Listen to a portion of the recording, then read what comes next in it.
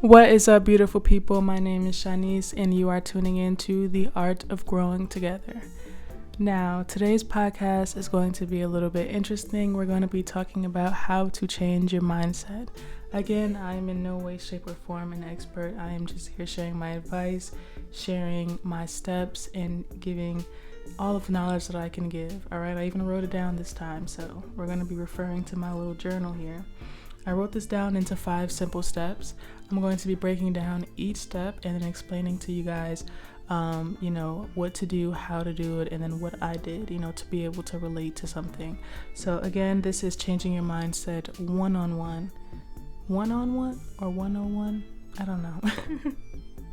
But just be mindful as we go through this podcast that changing your mindset is not an overnight success.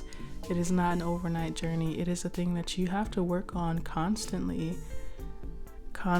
especially if you're coming from a mindset shift where it was really deep and dark at a certain point.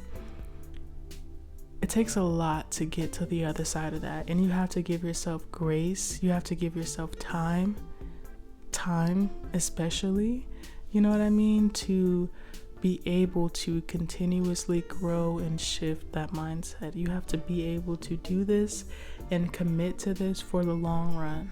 All right, guys? Again, I'm not an expert. I'm just sharing my advice. So let's get into the steps. Step number 1 is identifying your patterns. Now, when we're talking about changing your mindset, we're talking about things that we no longer want in our head. Okay, this is for the people who overthink. These are for my people who are prone to anxiety and depression and just overthinking in general. And I can relate to that. I feel like most of us can relate to that, especially people who kind of grew up having to figure out things on their own, or having to be in their head and having to talk to themselves for the most part, because of what they were going through, and not having people and not being able to outreach and outsource to other people, and just having people to ask for help and things like that. It's like a lot for us. It kind of transcends to us just depending on that. Now we're only in our heads, and now we're only thinking these thoughts that we used to think, and we don't want to be that person anymore. So it is a process, like I said, we can all relate to it. So I just want to be able to share with you guys what I know. Again, step number 1 is identifying the process, or identifying the pattern. Now, I feel like for most of us, there's usually a few triggers that we have, or a few things that are commonly, triggering for a lot of us. The one thing that I can say is the most triggering thing for me personally is doubt. If I'm letting doubtful thoughts in my head, whether it's about anything, it manifests quickly. I don't know the power of that, but it's strong, we can be on this whole, we're doing better, we're getting better, we're thinking better, we're consistent, and then we let one doubtful thought in about how something's not going to work out, and then now all of a sudden nothing's working out. Now all of a sudden everything is just having that little corner of doubt. It's a creepy thing that manifests, but for me, that was one of the things that I had to identify as one of my patterns, as in, I'll go through these stages of being consistent, and then I go through these flat lines of having no momentum, and just trying to figure out, why can't I stay consistent? And it's well, you did start doubting that one thing, and then you did start doubting that person, and then you did start doubting that, and then for some reason you were doubting your whole life's purpose. It's, for me, I don't know if anybody else can relate, but for me, that's my thing, okay? Anybody else, you can have your own triggers. You can have your own thing that's as soon as I start thinking these thoughts, it manifests so quickly. And it's something that you have to identify, because that's where we need to get to the root of that to be able to change it. We can't just ignore it or push it to the side, or we're just going to change it overnight and say these things instead. Just say the whole opposite. It's not going to work like that. Like I said, it's not an overnight thing, all right? It's a process. Now let's get to step number 2. Step number 2 is tracing the origin. All right. Once you figure out, like I said, for me, it's doubt. Once you figure out, okay, this is the thing that is triggering me and it's causing this trickling effect that's bringing in all of these negative thoughts, that's making me feel like the world's just gonna end and it's okay, you know? And not in a good way. I'm saying, like, whatever it is that you feel like is the common denominator. For you, it could be the most simplest thing. Like there was one thing that would trigger me so bad, and it would be like whenever someone doubted like my love for them, or whenever someone like even joked about like, oh, you don't love me for real, like, you know how people just joke and say that? It would trigger me so much to feel like I had to do like so much after that. Like, even if it was just a joke, that was something that was so triggering to me at a certain point, and I had to figure out where it came from. I'm not gonna go all into my whole life because that's not what the point of this podcast is. But once I figured it out, it was mind-blowing. It was mind-blowing. It was something that was in my childhood that happened. Like, girl, let it go. You know what I mean? So start identifying those patterns of, this is what's triggering me, this is what's making me do these, this is what's creating this list of thoughts that's coming day in and day out. And then once you identify that pattern, you want to trace, where is it coming from? Who put these thoughts here? You know, who started this? Did I start doing this to myself? Did someone else start doing this to me? Like, it can be something like, you know, you were bullied at a certain point. You know, this is, you know, for people who struggle with insecurities, you know, and have, you know, those that want to change their mindset about being insecure. It's like, you could have been bullied. You could have been, you know, insecure at a point. People could have been bullied by their parents. And that's the thing that people don't talk about. It's like, you can get bullied at school. You can get bullied at home.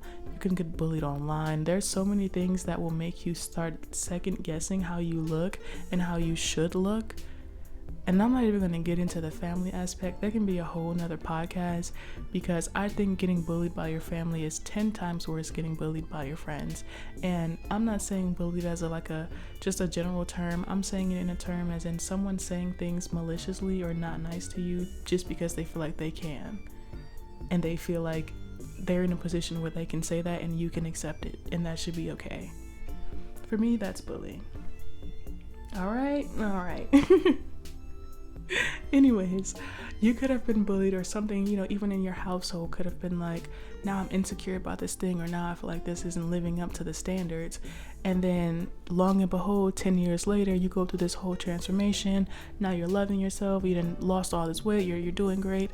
And then now you're still having those nitpicking thoughts of, but you know how people still have like body dysmorphia after losing a ton of weight? It's like, you still have to change that mindset. You still have to not see yourself as that person anymore. And it's not easy. Like, to me, it's not even as easy as having a body transformation. Like, and let's talk about how hard that is, you know? But it's an important aspect of, you know, changing your thoughts, to be able to tracing back where those thoughts even came from.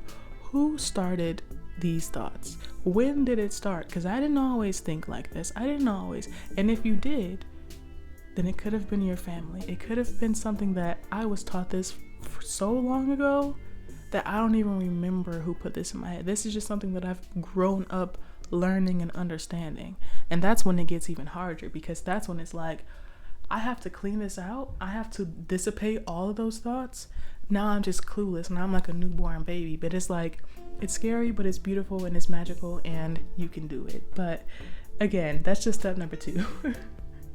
Step number 2. Well, I kind of went into step number 3 already. Step number 3 is cleaning the slate and, you know, being able to erase all those thoughts. But again, going back to step number 2, just being able to trace where the origin came from. Who started this? How did it start? Where did it manifest? How did it become? How is it a thing? Why is this me? Because guess what? It's not you. That's not your spirit. You know, your spirit, your higher self, your highest power, your happiest self, your best self wouldn't be telling you, you know, self-depreciating things, and wouldn't be telling you self-hatred, and wouldn't be, you know, telling you that you can't do this or you're not good enough. Like, that version of you wouldn't be giving you that type of communication. Somebody else is telling you that. You know, there's another side of you. There's another voice in there that's coming from somewhere else, that came from somewhere else, and you internalized it as this is me, and it's not. So you have to figure out, how did I get here? That's step number 2. Let's go ahead and get into step number 3. Like I said, I already kind of touched on it, but clearing the slate. This is extremely important, all right? And it's extremely difficult, but that's why it's like right in the middle. This probably will last the longest. You know, this is probably the longest step in this journey of changing your mindset or shifting your mindset of a specific thing. But cleaning the slate. This means every time you start thinking those thoughts, you're telling yourself, erase it. Like, you're not just brushing it under the rug. You're not just ignoring it. You're telling yourself in your head, after people outside are going crazy, I'm sorry. But you're telling yourself, like, let's say for instance, like I said, my thing was doubt. Let's say for instance, I'm telling myself, you can't do that. Erase it. You can do that. I'm immediately telling myself, erase it. I'm not just saying, you can't do that. Oh, I shouldn't have said that. You know, those are two different things. And you have to be able to start catching it as it happens. So if your thing is, you know, I'm being triggered in this and now I'm thinking this way, as soon as you're having those thoughts, tell yourself, don't just ignore it. Don't just sweep it under the rug. Tell yourself, erase it, remove it, remove that thought, rebuke it, whatever you got to say, leave it alone. If you need to replace it with something else, immediately replace it with the opposite, something better, something happier, something positive, something, you know, better. And you have to, you know, it requires a lot of discipline, but it also requires a lot of time and patience with yourself, because you won't always catch it at first. At first, you're going to start thinking it, and then you might catch it once or twice in a day. And then once you start catching it like once in a day, you're like, oh, was I thinking like that earlier? And then the next time you want to catch it earlier, then you catch it earlier, then you catch it again at nighttime, and you're like, I'm doing it. And then eventually you're like, every time you're triggered, immediately, I'm doing it, I'm doing better. And it's a process. Like I said, this is probably the most time you're going to spend in this stage, you know, of all these 5 stages of being able to change your mindset. Is like, I have to be able to say it every single time. I have to remind myself every time, or I have to get to a point where I can remind myself as much as I can, as often as I can, period. You know? Step number 4, write down the steps and write down what you need to do to get to those positive things. So if you are trying to, let's say again, if you're trying to remove doubt, if you're trying to remove triggers, if you're trying to remove these anxieties, I need to figure out 1, what it is, 2, where it's coming from, 3, I need to remove it, 4, I need to start writing down replacements. I need to start writing down the good things. I need to start writing down all the things that I want to start thinking about now from this point on. Not just thinking them. Don't just think them, okay? And you know why I'm telling you this? Because it won't work. You know why it won't work? Because you're too busy trying to catch yourself in the moment. You can't just think it. This is a step where you have to start writing it down, because you're still in a stage of catching yourself every time you're still being triggered to still talk yourself down. You're still in the stage of talking yourself out of, you know, the depressing thoughts you were just talking yourself into. You're still in the stage of making sure you're still okay. So trying to put more thoughts into your head is not the answer. This is where people overthink. This is where I overthink, okay? This is not the answer. The answer is to write it down. Get yourself a journal dedicated to the year, to the trigger, to whatever thing you want to dedicate it to, and that's where you write it. Keep it close to you. Keep it closed. Don't let anyone read it. It's not, you know, it's not something that you have to keep sacred. And, you know, it don't have to be something that's very spiritual or religious unless you want it to, unless you're one of those people. But just keep a journal. Write it down. Okay, like I said, don't start overthinking at this part. It's very easy to overthink at this part, but try not to. Try to write things down more. Okay, when you get to this stage, write things down more. Clear it out. That's how you continue to clean that slate of all of those old thoughts and all of those old patterns. And that's how you continue to remind yourself of what you need to be focusing on. And then if you're still in that stage of like, okay, I'm slipping back into these triggers, let me read. Let me go back to what I wrote down a couple days ago when I was all right. Let me read what I was saying, because it's going to immediately start coming right back. And you're going to keep going. And you're going to keep going. And that's the beauty of it. Like I said, it's a process, guys. It's a process, okay?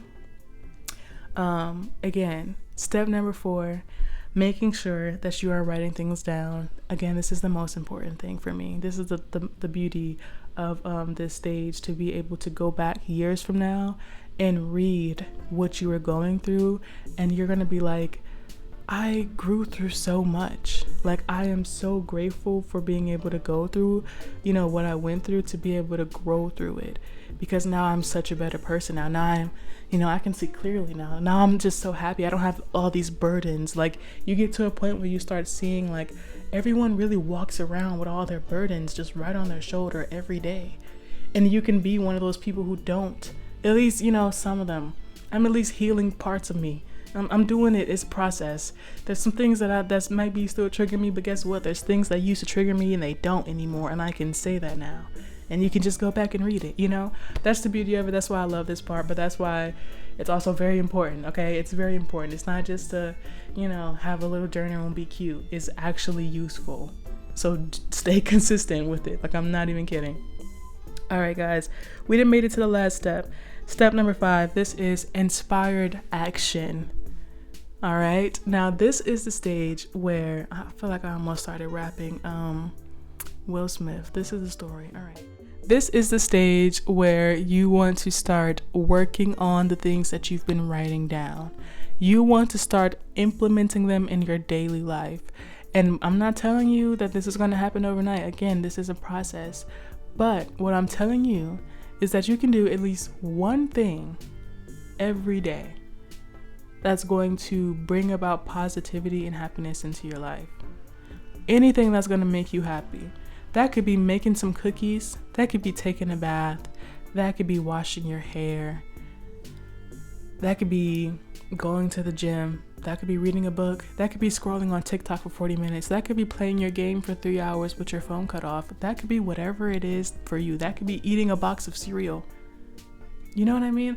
What I'm saying is, again, I'm saying that we are telling ourselves all the good things that we want. Again, we're at the stage where not only are we telling it to ourselves, but it's written down, it's in our universe, it's in our world, we're surrounded by it, we're reminded by it.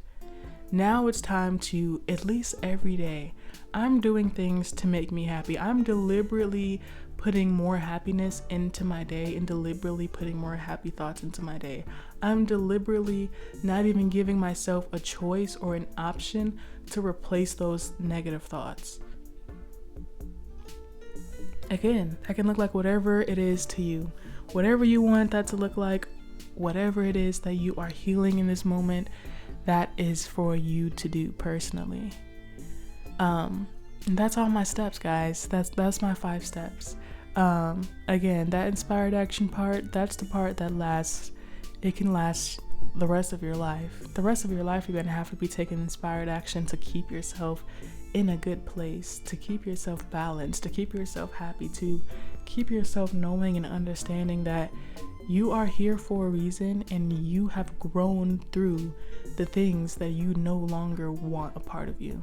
If it's an ex, if it's an old friendship, if it's your family dynamic, if it's triggers, if it's trauma, if there's things that you just feel like, this is not me, this happened to me, or this is not me, this is what I used to believe in, or this is not me, this is how I used to think. You can change that. You can change that. You know what I mean? Like, people have to give, you have to give yourself grace. And not only do you have to give yourself grace, you have to give other people grace, because you never know where anyone is in those stages, or before they even started any of those stages of healing. If you haven't even started any stage of healing, you're in a place where anything can be triggering to you, and you can lash out in any way that you feel like you have to lash out in that moment. And being a bystander, sometimes you have to just accept it, because you have to see for yourself that this has nothing to do with you. This person is not healing. And then you see people who are in steps of healing. I'm in this stage of healing where they're doing better. They're starting to think better. They're starting to do better for themselves. Oh, now they're doing better. Now all of a sudden they're doing this every day. Like, yeah, it's a process. You have to give yourself grace the same way you give any and everybody else grace to, like how many chances have you given, like, your favorite person or your favorite, friend or whoever who you feel like, oh, I want them to be in my life so bad that I want to make this work. You know what I mean? It's like, imagine doing that for something that you actually want to make work. I want to change my mindset so bad that I'm actually going to make this work. Like, I'm going to be doing all that I can to do that. I'm erasing all the things that no longer serves me, and I'm doing that, everything that I need to do for myself in the best ways. Healing is a process. It's beautiful. It's tedious. It can be ugly. It can be gross. It can be sad. It can be depressing. It can be anxious. It can be wonderful. It can be magical. It can be inexplicably amazing. It's a process. But I hope that you guys enjoy this podcast. I hope that you guys, talk to me in the comments if you're on Spotify or YouTube, and just let me know, your thoughts on this and how you're feeling about this. I do want to say that I want to add some more to my background. Let me know what you guys are thinking. Shout out to the designer who created this shirt. This is from a small Black owned brand. I'll try to tag them somewhere. And yeah, I'm grateful for you guys. I'm glad that you're here. Stick around, watch a few more videos, listen to a few more podcasts on Spotify, and we're going to be growing together. I'm grateful for you. I love you. And I'll see you guys next time. Bye.